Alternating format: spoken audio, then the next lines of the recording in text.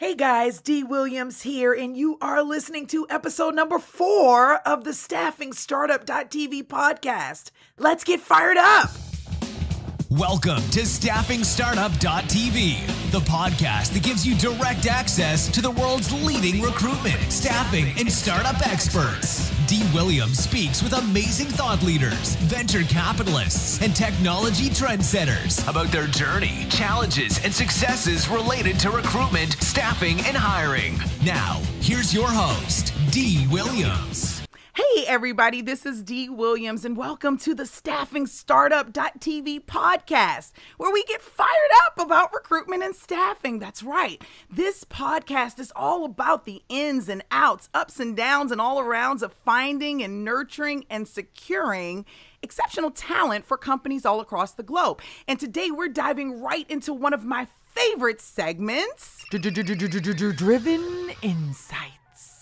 That's right, Driven Insights, where we talk to thought leaders about recruitment, hiring, and recruitment leadership practices that will help staffing entrepreneurs support their clients and candidates more effectively and grow their businesses.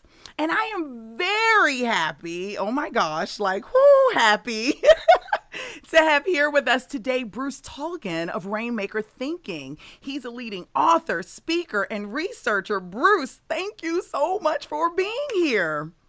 Thank you so much for including me. I am honored to be part of this. This is an awesome opportunity because not only am I a fan of your YouTube channel, but I've read only 2 of your books because you have tons of books. Like you are an author king, I feel like. I'm trying to catch up with you for sure, right? Well, there's 20 books, but they're short. But that's cool, though. I mean, you are delivering some amazing information that I feel like is super valuable, not just for people like me. When I say that, meaning I'm a book junkie, but people who are actually in the recruitment and staffing industry. And so I want to dive right in because I have so much excitement around this conversation I'm going to have with you. I feel like you're definitely the go-to SME when it comes to the millennial shift and building high performance and high retention teams for companies and different things like that. So I want to ask, through your research, have you found that it's more challenging to create a high performance culture in the age of the millennial? Well, here's what our research shows, and we've been tracking these issues for 25 years now. Wow. We started tracking these issues when I was young. Wow.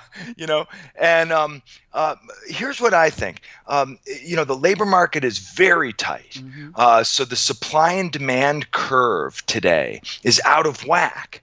There is a much greater demand than there is supply for a lot of the open positions in the labor market. Mm-hmm. That's the first thing. The second thing is there is a great demographic wave happening.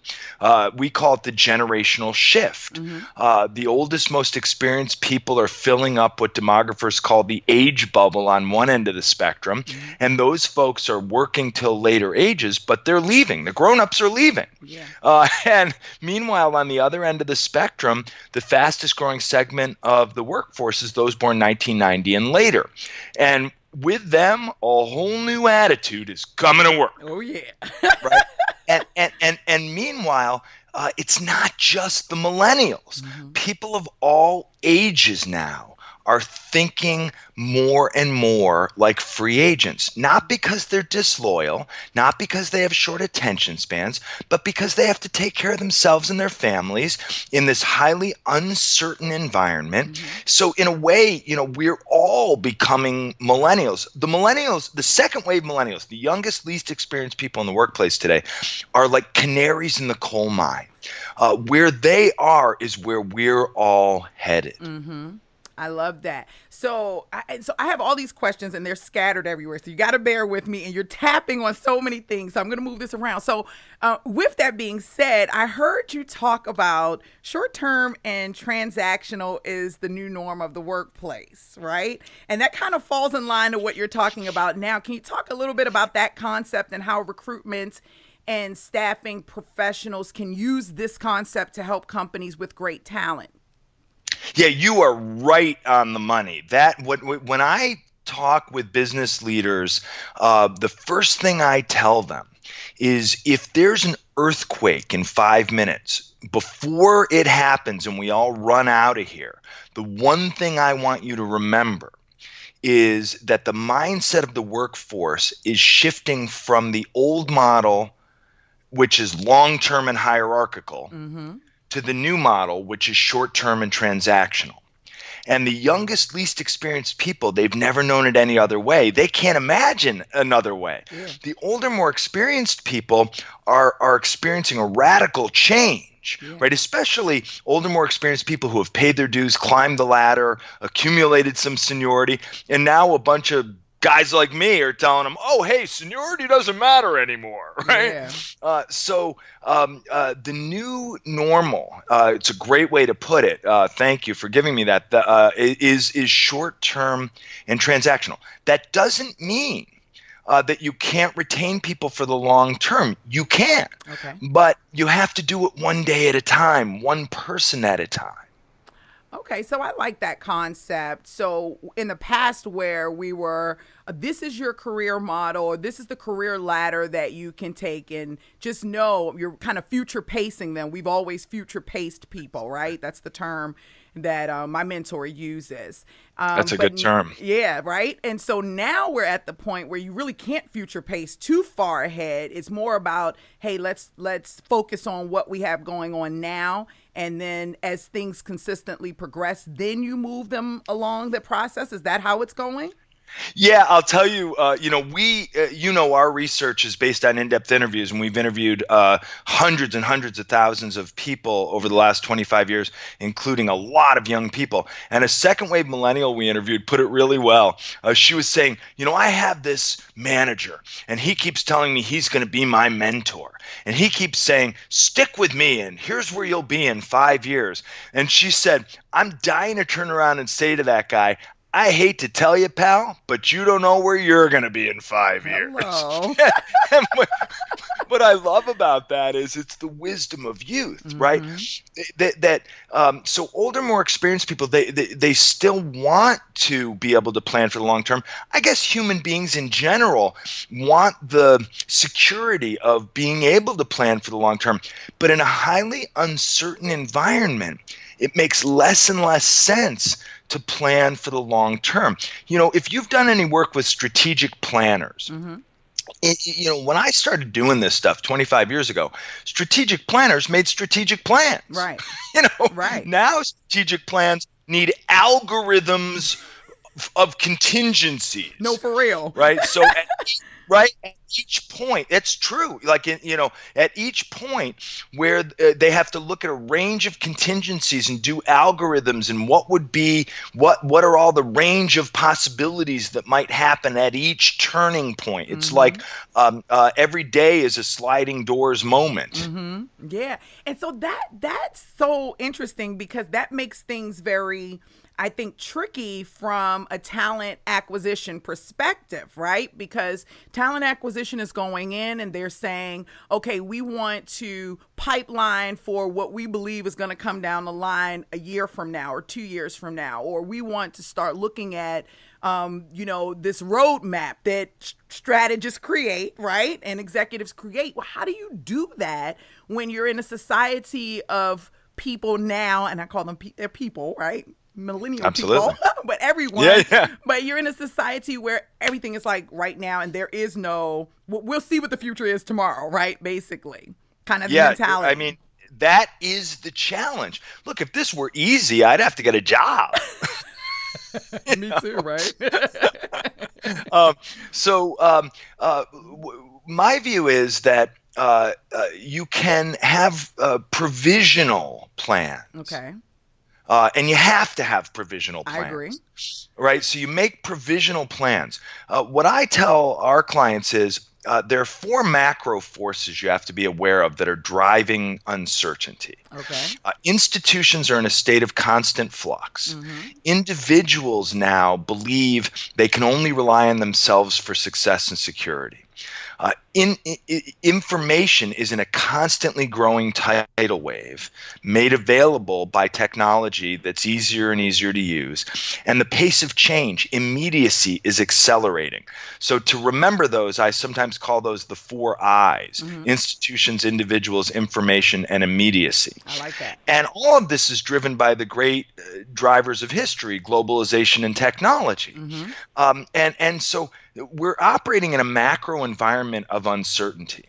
But what individuals and institutions need to do is make provisional plans. Okay. And when you make provisional plans, you have to be aware of contingencies, and you have to be aware that the unexpected might happen, and you might have to shift gears quickly.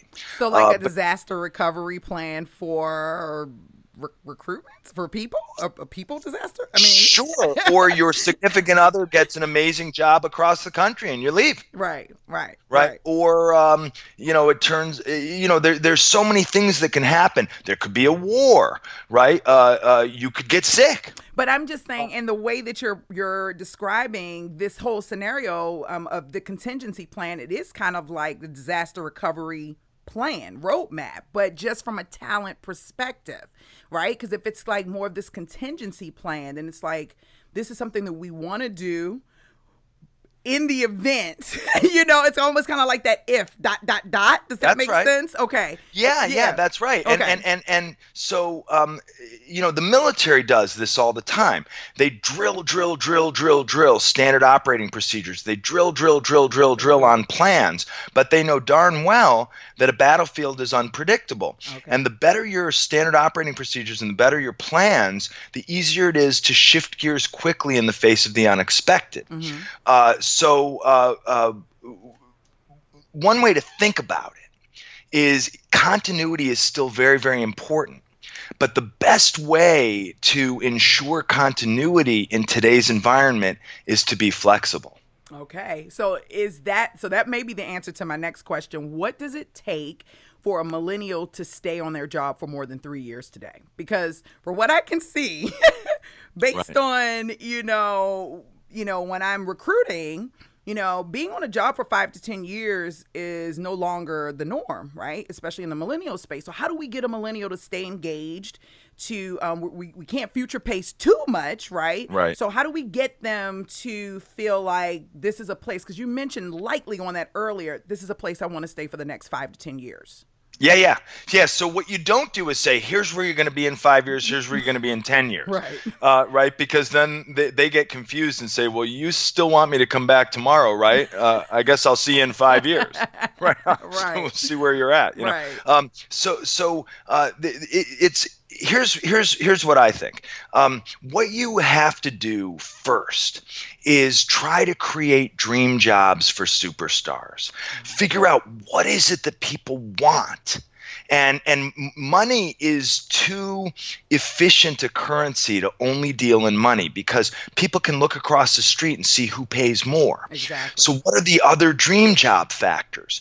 Supportive leadership. Scheduling flexibility, location and workspace, learning opportunities, relationships at work, autonomy and creative freedom.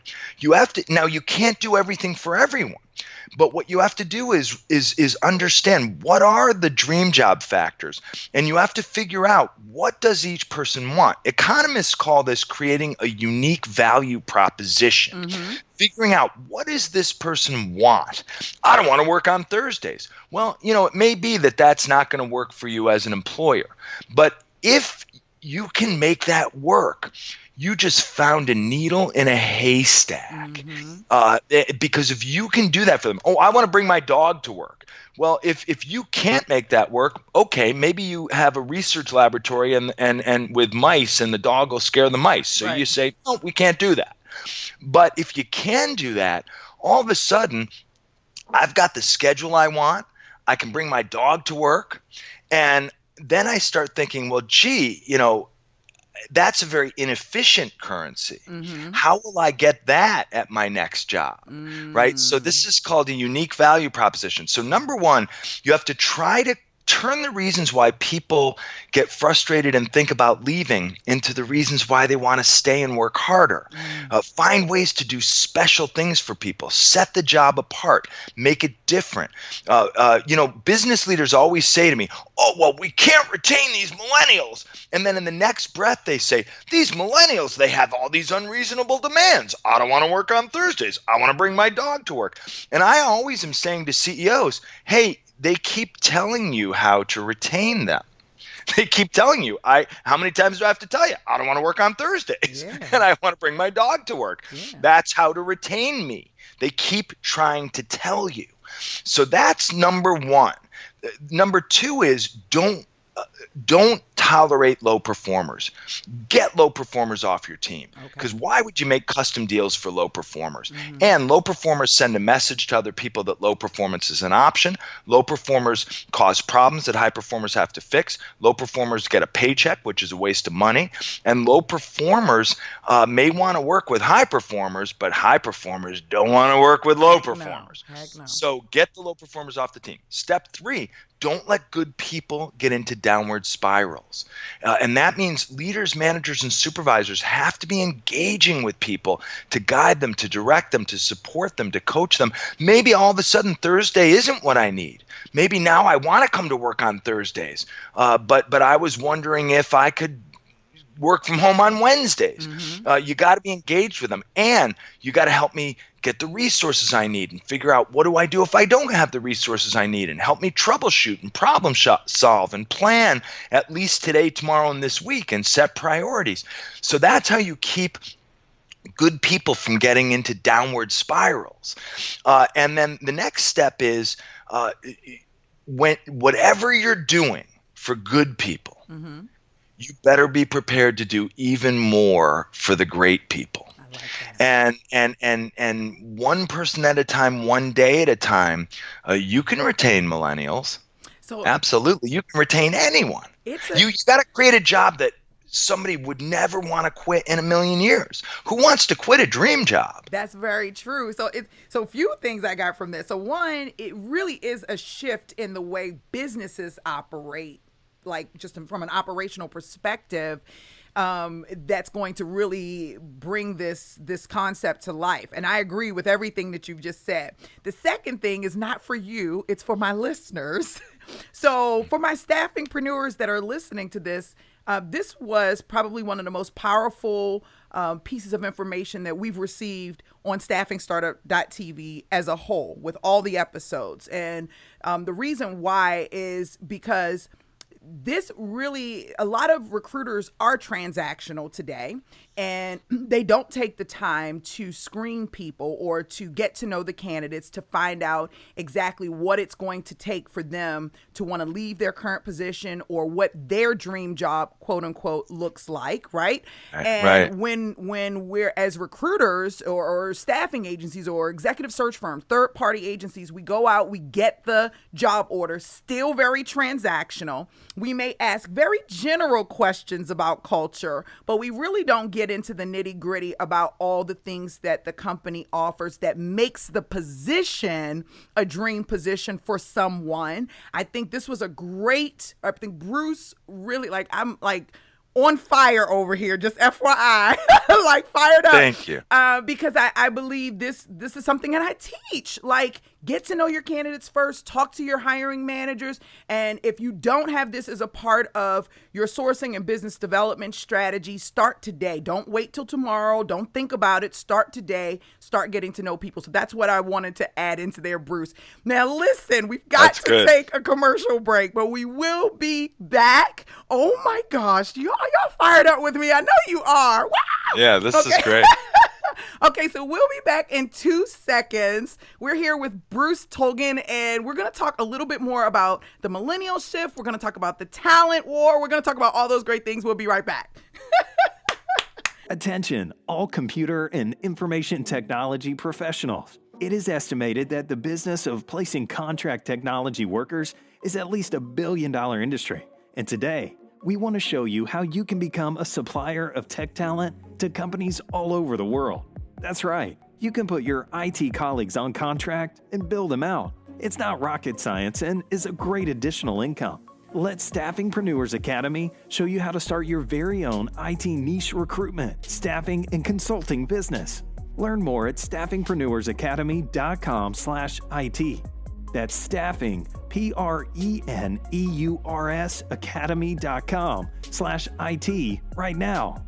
Hey, we are back. My name is Dee Williams, if you're not familiar, and I am the host of StaffingStartup.tv. And my podcast, first of all, is the best podcast on the planet. So if you haven't taken the time to go to our YouTube channel, please do so. If you haven't taken the time to go to StaffingpreneursAcademy.com, please do so. I help professionals start, grow, scale, and rock out their niche recruitment and staffing businesses. And today we are here with my special guest, super special, like asterisk, super special, Bruce Tulgan. Bruce, oh my gosh, this conversation is so amazing. So I have more questions. So a few things. So you've written a number of books over the years, and there are two in particular that I feel that every staffingpreneur and really every manager should read once a quarter. One of them is Bridging the Soft Skills Gap, which I think is your latest book, right? Is that your latest book? It is. Yeah, okay. It is. Yep. How to Teach the Missing Basics to Today's Young Talent. And then the second book is Winning the Talent Wars. And the reason why I think that book was written a while ago, but the reason why I feel like that book is valuable for you to read every quarter is because it's timeless, right? That's the only word that I could come up with. It's timeless. It's like a book you read every quarter just to stay ahead of the curve, right? Well, thank you. I will tell you, that book came out in 2001. Wow. And when it came out first, people said, well, it's interesting, but it's way ahead of well, they didn't know it was ahead of the curve. What they said is, are employers really going to increase the percentage of their workforce that's contingent by that much? Are they really going to move to paper for performance like this? Are they really going to try to change the role of training, change the role of managers? But it's turned out that now is what where we are. That's where we are. I will tell you, we're just in the process of issuing a white paper called Winning the Talent Wars 2018. I saw it on your website. Yeah. So since that book came out 17 years ago, we've still been tracking, of course, employer-employee relations in the workplace and the labor market and the dynamics of staffing and the talent wars. And so the white paper is based on our very latest research, and it's free. It's on the website. You're welcome to put it on your website and distribute it to your folks. Thank you. Tell them the website. Tell them the website. My website's rainmakerthinking.com, but I hope that we'll put it on your website too. We'll put it on our website. We'll put it on all our websites because I downloaded the white paper actually, and it's full of great information. But with that being said, my wheels are turning.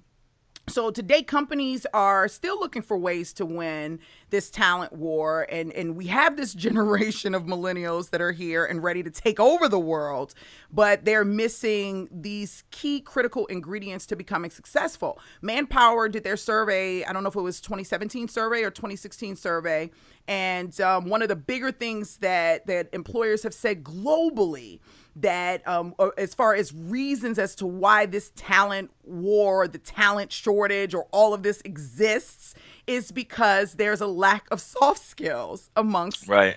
And I thought that was, when I saw it, I was like, wow, like I never realized it was that. It was lacking. We were lacking in that space. So let me ask you first, before I get into my real question, what is your definition of soft skills for people who don't understand that concept?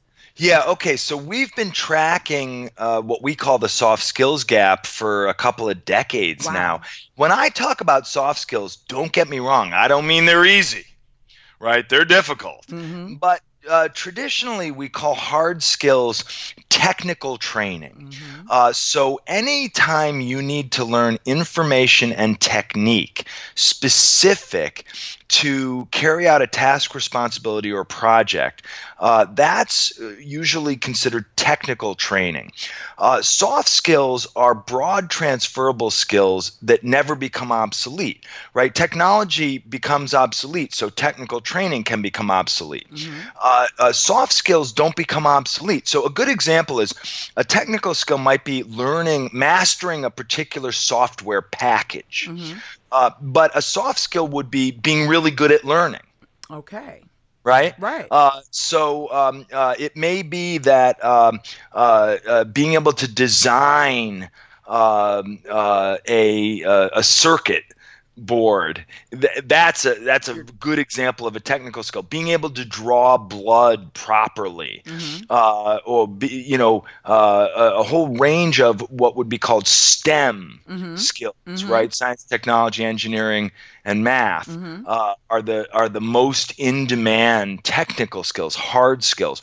Soft skills are those broad transferable skills that will make you valuable anywhere you go, and that never become obsolete. So it's professionalism and critical thinking and followership. Those are the kinds of things, people skills, learning, timeliness, how you conduct yourself, your service mindset, your approach to teamwork. One of the cliches is people often get hired because of their hard skills, but they get fired because of their lack of soft skills. That's right. That's right. That's very true. That's very true. So do you feel if millennials had, this is a big question. So like this question, you might look at me and say, Dee, get it together. But do you think that if millennials had stronger soft skills, like, do you believe that that would be the solution, or that solution could play a key role in ending the war for talent? Well, what I think is that soft skills are a huge differentiator for any individual. And when you build a culture around strong soft skills, it's a huge differentiator for any organization. Wow. And what I think is that, or what our research shows is that the soft skills gap has been growing overall in the workforce among people of all ages. Yeah. Because the soft skills, it's kind of the old-fashioned basics, and they're kind of out of fashion. Who teaches, please and thank you and yes, sir, yes, ma'am, and how to dress properly and show up early and use a checklist and take notes? And who teaches that anymore? Some people do, No, I you're do. Right. No, you're 100% right. That's definitely not something that people teach anymore. And I think that most people, or most employers, I'll say, believe that people just automatically have it, right? They don't realize. Yeah, or they think like your mother should have taught you exactly. That. You should have learned that in school. Yeah. Like you show up on day one in my workplace and I'm supposed to teach you that stuff. But if you look at organizations that hire a lot of young people, I'll give you my favorite example is the United States Marine Corps. Okay. They hire a lot of young people. And my friends in the Marines say we hire a lot of extraordinary young people, but mostly we hire ordinary young people. It's just that we have to get extraordinary performance out of them all day, every day, because America's strength and the world's safety and every single life is on the line. Wow. Which is pretty intense, right? It is intense. So you may have noticed they have a little onboarding program. It's kind of famous. They call it boot camp. Yeah. It lasts 13 weeks. It's 24 hours a day. And yeah, they teach people some technical skills. They teach them how to use a weapon and stuff like that. But they teach them how to conduct themselves. They tear people down and rebuild them. A lot of what they teach is soft skills. And there's a reason. So the Marines don't say, well, we shouldn't have to teach people that stuff. Somebody should have taught them that. The Marines say, we have a very young workforce and lives are on the line. We're going to teach them that stuff. And a lot of other really smart employers do the same thing, that rely on young people. And more we're seeing employers that rely on young people are realizing you can't teach all of the soft skills to every young person, but you can decide which soft skills are critical to your culture in your organization, and then make sure that everybody you hire is read in on those priorities and given the opportunity to learn those skills and practice them and get really good at them. So you just answered my next question, and which was, how can niche recruitment and staffing agencies help bridge the soft skills gap for companies? And I think you just laid out the whole plan, right?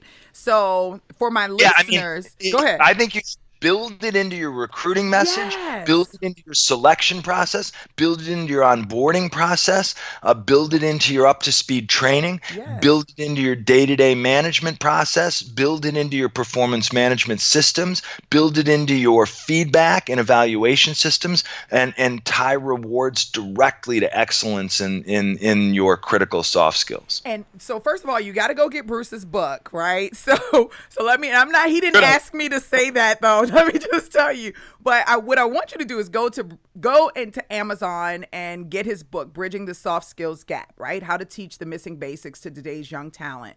And then what you want to do is go to those hiring managers that you're connecting with and find out what soft skills are most important to them. And then find a way to incorporate that into your onboarding program, customized per client, right? You can have a general one, but kind of have this customizable a plan, and that could be definitely a key differentiator for all of my staffingpreneurs out there that are listening. Like, how do I set my business apart? How can I impact companies and impact the economy and all of those things and not look like the other 19,408 staffing agencies out there? And I think this is definitely a key differentiator when you're focusing on something that is a true there is a true shortage. There's a true gap there from that perspective. So that's really, really awesome. Get his book. Yeah, absolutely. And by the way, like as a staffing firm, and I've keynoted at American Staffing Association, and I know the staffing industry a little bit, not as well as you do, but if as a staffing firm, if you become known for being able to help employers with this, that really is a big differentiator. Yes. Like I'm getting goosebumps just thinking about it. Yeah. So that's awesome. Right. All right. So we are going to take another break. We'll be back with Bruce, talk to him a little bit more. You are listening to staffingstartup.tv. Please go to our YouTube channel. Check us out live. Bruce is on video. I'm on video. We're having a great time, as you can tell here. Also, don't forget to like our podcast on iTunes, Stitcher, Google Play. You got to like us and leave a comment. Tell me what you think about this interview with Bruce. He's awesome, right? Okay, we'll be back in a couple of moments. Attention, all registered nurses, physicians, and healthcare professionals. The healthcare industry has a high demand for workers. The Bureau of Labor Statistics projects 5 million new jobs in healthcare between 2012 and 2022, mainly due to the aging population, number of people needing healthcare, and replacing retired workers. There's a major talent shortage, and you know the talent that companies are looking for. It's time to start thinking about your very own niche recruitment and staffing agency business. From startup through launch, let Staffingpreneurs Academy show you how. Learn more at staffingpreneursacademy.com/healthcare. That's staffing, PRENEURS academy.com/healthcare right now. All right, we are back, and I am here talking to Bruce, and we're talking about the soft skills gap. We're talking about the talent war. We're getting fired up over here with strategies. I mean, real implementable strategies that you can do right now. I hope that was a word. And so let me ask you a general question. In your opinion, and based on your research, what do you think is missing in recruitment and staffing right now? Like, what have we done right, specifically related to the skills gap and the talent shortage, and what have we done wrong? You mean what are recruiters doing right now? Yeah, the industry as a whole, because so recruitment and staffing, I feel like, is always 2 steps behind technology, right? Or two steps behind just in everything as a whole, right? We're not as far as the government per se. We're not that far behind, but we're also, I don't always feel like we're as forward moving or as forward thinking as we could be as an industry. I mean, when you think about the fact that there is a skills gap, there is a talent gap, and you have 19,408 staffing agencies out here. That's just on the staffing side, right? That doesn't include talent acquisition or anything like that. We are somewhat behind. A couple of years ago, big article the Harvard Business Review did, "It's time to blow up HR." That caused so much craziness like everywhere. Right. It's clear that we have not reached our full potential. We're not even at the line. We're getting there. I feel like we're definitely moving as an industry, but we haven't gotten there yet. Like, what do you feel? How do you feel? I know you talk strongly about the skills gap and high performance, but what's missing? Like, what? Yeah. How can we get to that place where because I don't feel like there should be a skills gap, or that there should be, not with the level of technology that we have out here, not with the accessibility that we have to the market when and I'm talking now, but when recruiters say I can't find talent, I'm like, dude, there's 7.5 billion people on the planet. What are you talking about? You can't fill a position? What are you even saying right now? So, but even that mentality says to me, we still haven't caught up, right? So in your opinion, and just like based on your research, like, what do you feel like we're missing? Yeah, so I mean, what's interesting is the staffing industry is sort of at the cutting edge of the changing employment relationship. Because if the workplace of the past was pay your dues, climb the ladder, do as you're told, keep your head down, keep your mouth shut, wait for your boss to notice you, wait for the system to take care of you in the long term, right? Where you hitch your wagon to the star of an established organization and stay there. Mm-hmm. That was the past. The workplace of the future, one of the reasons why the staffing industry is growing so much is that employers are relying so much more on short-term talent, contingent talent, and outsourcing their talent acquisition. Mm-hmm. So the funny thing is that the staffing industry is at the cutting edge of that transition in the labor market and in employment practices. But I think a lot of staffing professionals, they still see themselves as sort of procurement middle person, as opposed to a human capital strategist, and with tacticians working for the be a strategist, and then have tacticians who help you and your clients execute. Mm-hmm. So every employer probably has their own strategy. Now, there are leading strategies that will apply to a lot of different employers, but what I think that you should think of yourself as a strategist first and foremost. Staff the work, not the jobs. Make sure you're training for every mission, not for the long haul. Make sure that you're working with your clients to think through the challenge and how can they most efficiently and effectively get more work done and get better work done and get it done with fewer people, one super good person instead of three mediocre people. Right. So I think that's kind of the mind shift I'd like to see. Yeah. Employers are struggling also. And when they come to you, what they should get is a strategist who can help them think through their staffing puzzle, their human equation, and help them come up with strategies, and then help them execute on those strategies. That, like, I'm in love just now. That is totally, I ask this question all the time. You're the first person that has really, I feel like, given a response that resonates with me so personally. I do feel like, a lot of staffing agents, I coach tons of staffing agencies across the globe. And most agencies are so transactional, they never think of strategy. It's like, oh, they have a job order, let me fill it, right? They never go beyond there. But I love when you talk about being that strategist and really being able to take a step back before you ever fill the job. So, okay, yeah, a company may have an open job, but like, okay, let's talk about that open job. Why is the position open? Right. How, so once you figure out that, the big reason why, then you can start to think about those, how you want to establish a strategy. Maybe it's for you to go back and rewrite the job description for them, one that makes more sense, right? And right. So you're where I'm at. So I mean, imagine if what you say to them is, oh, you think you need to fill 5 positions here, but I'm looking at the work that needs to get done. I've done an analysis now based on our conversations, and I think that's not quite right. I think you need 3 positions at this level and 2 positions at this level, or maybe there's only 4 positions here, or there's 6, or let's look at this. Let's look at this differently. Good news, you came to me. I'm going to help you come up with a better way of looking at this, and that is going to make a big difference in your bottom line.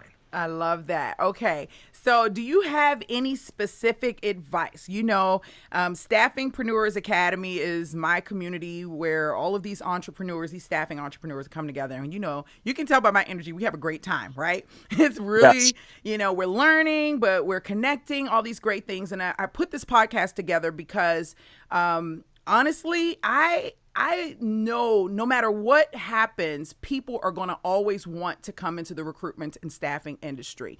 And because it's so competitive, it's hard to get, I feel like, real valuable information to help you bring your business to life.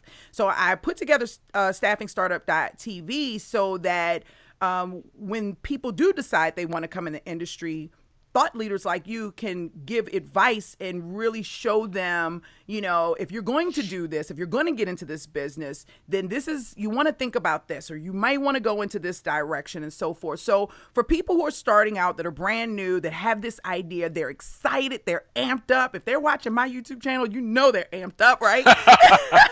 So they're amped up and they're like, okay, best advice you can give, Bruce, what would you say to them? Well, I'd say 2 things. One, remember that any employer of any significant scope, what they really need, even if they don't know it, is a strategic staffing war room. So partner with HR and help them be their strategic staffing war room. Be their experts, be their advisors, and also execute for them. So that's one thing. The second thing is, don't forget that your organization is an organization too. Hello. You're not just an entrepreneur, you're a leader. And your team, they're people too. So they need structured, supportive leadership. Don't forget that your team needs a great leader also, and that's you. And that doesn't mean, hey, do it however, what comes naturally to you. This is my style. There are best ways of doing things. And what people need is high structure, high substance, guidance, direction, support, coaching, resource planning, troubleshooting, problem solving, accountability, and recognition and reward. Celebrate their success. Don't forget, you have a team too, and you're a leader, and you've got to pay close attention to how you're playing your role as a leader. I love that. So what can your listening audience now, what can we do for you? How can we support you? Come to rainmakerthinking.com. There's tons of free stuff there. You can follow me at Bruce Tulgan on Twitter. Find me on LinkedIn. You made a great suggestion before. You could always buy one of my books. Buy the books. I secretly on the slide was saying it undercover. Buy the book. Buy the books because they're awesome. And but there's lots of free stuff on our website. Yeah, the website is phenomenal. Let me just tell you, I was on there. We're launching a new website June 18th. Oh, you're doing a new, but the one so it'll be even better. Okay, it'll be even better. Listen, same thing, better. I was on the website, I think, for 3 hours last night. I'm just like going through, reading everything. And I was like, wow, his website is really rich. It made me want to go back, honestly, and just kind of maybe look at my website a little bit differently as well, because you do give so much information out there to support people. So Bruce, I am so excited. I'm so thankful. I'm so humbled. I'm honored that you have taken time out of your day to connect with us staffingpreneurs here at staffingstartup.tv. We really appreciate you for coming by. Will you come back is the big question. It is a privilege for me to be on the show. You made it so easy and so much fun. I'm on the edge of my seat. Awesome.